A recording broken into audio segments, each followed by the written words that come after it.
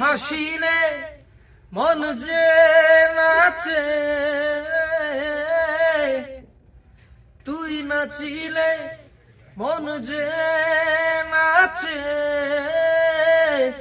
তুই দূরে থাকিলে মন গুসায় ভরে, হাজারো ভীরুত মন তোকে খোঁজে। তুই আসলে এলবামখন সাকসেছ হ'ল, ইমান দিন আপোনালোকে দুদিনৰ পিছত কৰিলে, কেনেকুৱা অনুভৱ হ'ল? অনুভৱটো আজিৰ ডেটত মানে এইটো অনুভৱ মোৰ অলপমান ছাৰপ্ৰাইজ দিয়া অনুভৱ, কাৰণ কি বহুত কাম কৰি আহিলোঁ ইতিমধ্যে, কৰি আছোঁ আমাৰ ৰাজবংশীৰ ভিতৰত। কিন্তু এই কামটাত বিশেষ কৰি মানে কয়েক ঘণ্টাৰ ভিতৰত মানুষ যে এত আদর দিল, এটার জন্য সারপ্রাইজ। আমরা রাজবংশী গানা যেমন প্রবীর সরকারের গান করছি, আমরা রেহানার গান করছি, শ্রীমন্ত সরকার, মোটামুটি রেপুটেড যতগুলা রাজবংশী সিঙ্গার্স আছে সকলে কাম করছে, আর দুই একজনের কাম করা বাকি আছে, আমার হাতত আছে গান আছে। কিন্তু এই গানটা হিরোকের গান ইয়াকে সাজনা করা হল, তারপরে ওমরের এই যে এক ঝলকের একটা দেখা, তারপরে এগুলো গান আর অনেক লাইনও আছে। আর এই কামটা নেপালত শ্যুট করা হয়। এই কামটা করা মানে খুব প্ল্যানিং এমনও না আসিল, ফটাফট করে হয়ে গেল। কিন্তু কামটা এমন একটা আউটপুট যে আসবে, এটার জন্য অ্যাকচুয়ালি ধন্যবাদ দেওয়া লাগবে। গানের টিউন খুব ভাল, গানের কথা ভাল, শুটিং হয়েছে, নিরঞ্জন যেমন মানে অ্যাক্টিং যেহেতু প্রায় শ্রেয়াকেও ধন্যবাদ দেওয়া লাগবে, খুব টেরিফিক মানে বেস্ট অ্যাক্টিং, যতটুকু এক্সপেকটেশন থাকে ওই হিসেবে করছে। আর তার সাথে গানটার যেটা মেইন কথাটা কি মানে মিউজিক এটা ক্লাসিক্যাল ওয়েস্টার্নের যেটা মানে one type of fusion type একটা মিউজিক অ্যারেঞ্জমেন্ট করা আছে, এরকম ধন্যবাদ দেওয়া লাগবে। ওটা আমার আনন্দ বেসিক স্যার সেতার, হ্যাঁ খুব বড়িয়া সেতার ম্যানুয়াল সেতার, এটা কোনো সেটা প্রোগ্রামিং করা হয়নি।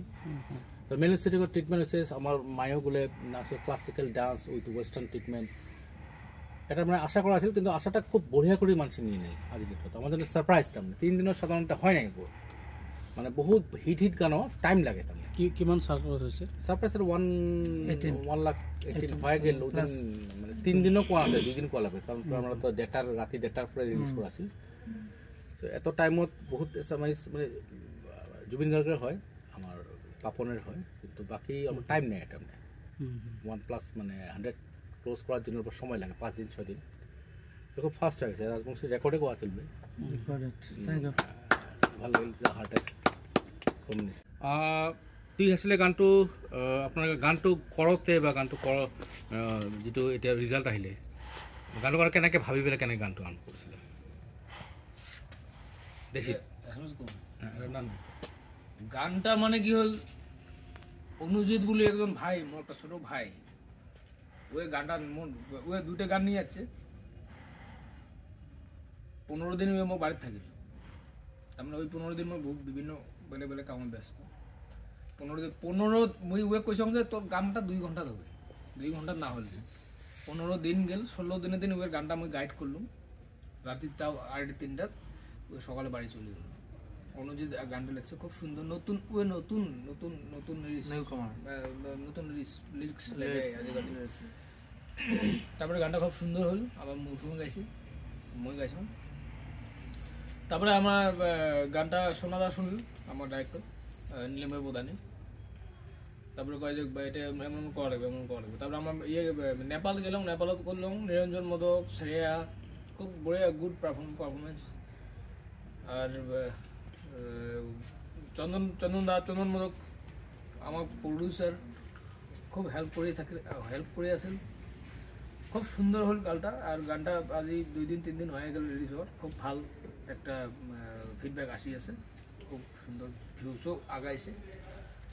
তো তোমরা সবাই একবারটা 2 লাইন হয় দাদা, গানটা 2 লাইন খানি গুনগুনে দিলে ভালো লাগছে। হ্যাঁ তুই আসলে তুই হাসিলে মন যে নাচে, তুই নাচিলে মন যে নাচে, তুই দূরে থাকিলে মন গুসায় ভরে, হাজারো ভীরুত মন তোকে খোঁজে। সবাই দেখবেন তুই হাসলে। Thank U.